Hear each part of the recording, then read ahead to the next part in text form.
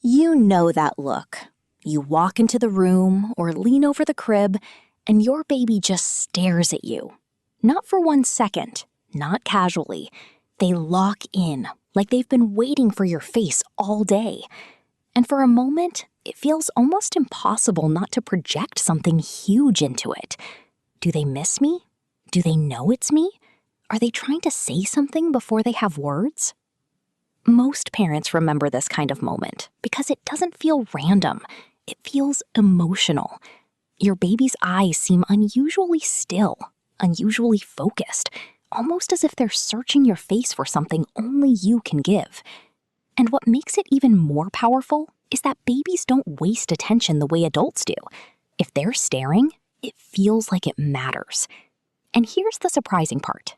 In many cases, it does. Because that long baby stare is not just a cute habit. It can be part of how babies learn safety, connection, familiarity, and even the rhythm of human relationships. What looks simple from the outside can actually be a tiny, incredibly important moment of emotional and brain development happening in real time. But to understand what's really going on, we have to move past the usual explanation parents hear all the time. Because they're just looking at you is true in the shallowest sense, but it misses the deeper reason that this gaze can feel so intense, so personal, and so unforgettable. And once you see what may actually be happening behind that stare, you'll never look at it the same way again. The common explanation is easy. Your baby stares at you because babies like faces. And yes, that's true. Human faces are naturally powerful for infants. Very early on, babies are drawn to face-like patterns, and within the first months, looking at faces becomes one of the main ways they gather information about the world. But that explanation is incomplete, because if this were only about faces in general, that stare would not feel so different when it happens with you. It would not have that strange emotional weight. It would not so often show up in moments of reunion, calming, feeding, cuddling, or right before your baby settles. And it definitely would not explain why sometimes your baby looks at you with a kind of quiet intensity that feels less like visual curiosity and more like emotional checking in. That's where many parents get confused. They think, maybe I'm imagining it. Maybe I'm reading too much into a normal baby behavior. But often, you're not imagining the importance of it. You may only be misreading the level of it. Your baby is probably not thinking, I missed you all day, in the adult way we mean that. Babies do not experience time, longing, and reunion with the same mental story older children and adults do. They are not sitting there forming dramatic inner monologues. But that does not mean the feeling is fake. It means the feeling is more basic, more physical, and in some ways more profound. Your baby may not be telling a story about you. They may be experiencing you. Not as an idea, but as a nervous system event, a familiar face, a known voice, a pattern that has already been linked over and over again with comfort, regulation, warmth, and emotional return. And that changes the meaning of the stare completely, because now we're not just talking about looking, we're talking about recognition with emotional memory attached. One layer of the science starts with how babies process faces. In early infancy, faces are not just interesting objects. They are one of the richest things a baby can study. A face gives contrast, movement, eye contact, emotional signals, and patterns that repeat often enough for the brain to learn from them. Over time, babies become better at detecting familiar facial features and the overall configuration of a known face. That means your baby is not just seeing eyes, nose, mouth. They are gradually becoming more efficient at recognizing your specific face as one of the most important patterns in their world. And that matters because familiarity changes attention. Research suggests that infant looking behavior is not as simple as longer look equals more love. Sometimes babies look longer because something is new. Sometimes they look more efficiently because something is deeply familiar. And at some stages, familiar faces may become especially meaningful because they help the baby organize emotion and attention. So when your baby stares at you, Especially in those quiet, close moments, that gaze may be part perception and part emotional orientation. They are not only gathering visual information, they are locking onto a person their system already knows matters. This is why the stare can feel different from ordinary looking. Your face is not neutral data to your baby. It is one of the most repeated experiences in their life. Your expressions, your timing, your way of looking back, the sound of your voice landing right after eye contact, all of that builds a kind of familiarity that the infant brain starts to rely on. And once that happens, your face becomes more than recognizable. It becomes useful. Useful for predicting what comes next. Useful for figuring out whether the moment is calm or uncertain.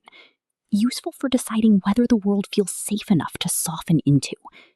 Which leads to the deeper layer of the story. Because your baby may not just be staring because they know your face.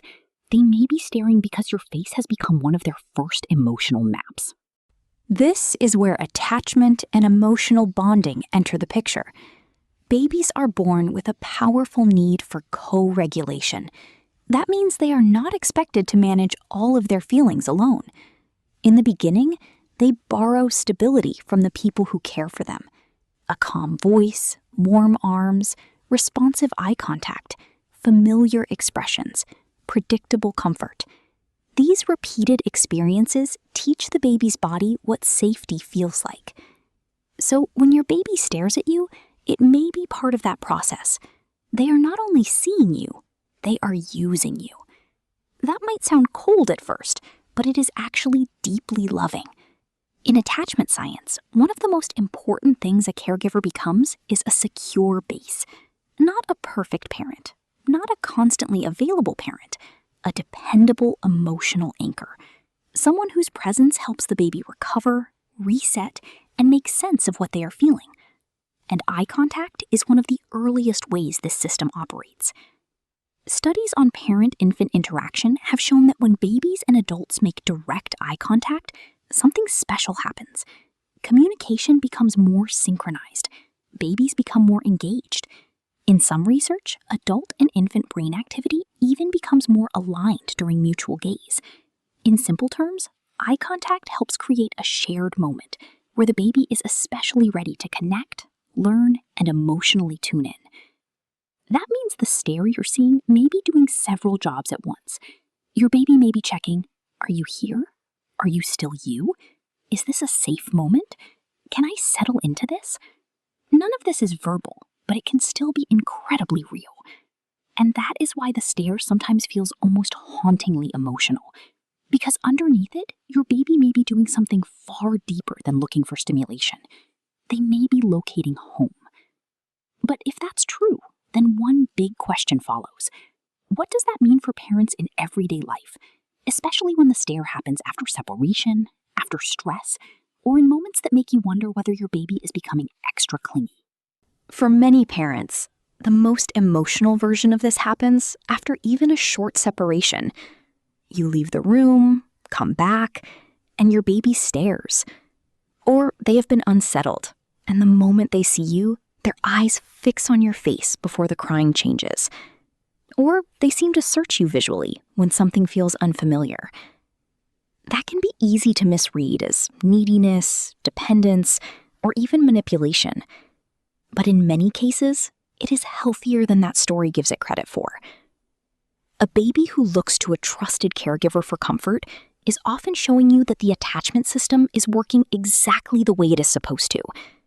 They are learning that distress does not have to be handled alone. They are learning that another person can help them come back from overwhelm. That is not weakness. That is the foundation of emotional security. And here is the reassuring part many parents need to hear. Your baby does not need perfection for this bond to grow. Attachment is not built by never missing a cue, never being tired, never putting the baby down, or never getting it wrong. It is built through enough moments of attunement over time. Enough times your baby signals and someone responds. Enough times your face means comfort instead of confusion. Enough times connection comes back. There is, however, one gentle caution worth holding. A baby not staring for long is not automatically a problem. Temperament, age, tiredness, overstimulation, and simple developmental timing all matter. But if over time you notice very limited eye contact, very little interest in faces, very little response to your voice or presence, or a general loss of social engagement, that is something worth bringing up with your pediatrician.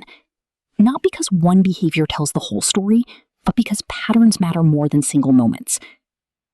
And once you know that, the baby stare stops feeling mysterious in a scary way. It becomes mysterious in a meaningful way, which sets up the final reframe every parent deserves to hear.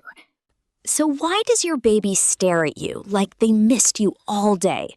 Maybe not because they are thinking about you in the adult way we think about missing someone, but very possibly because your face has become one of the strongest signals of safety, familiarity, and emotional return in their world. They stare because they know more than they can say.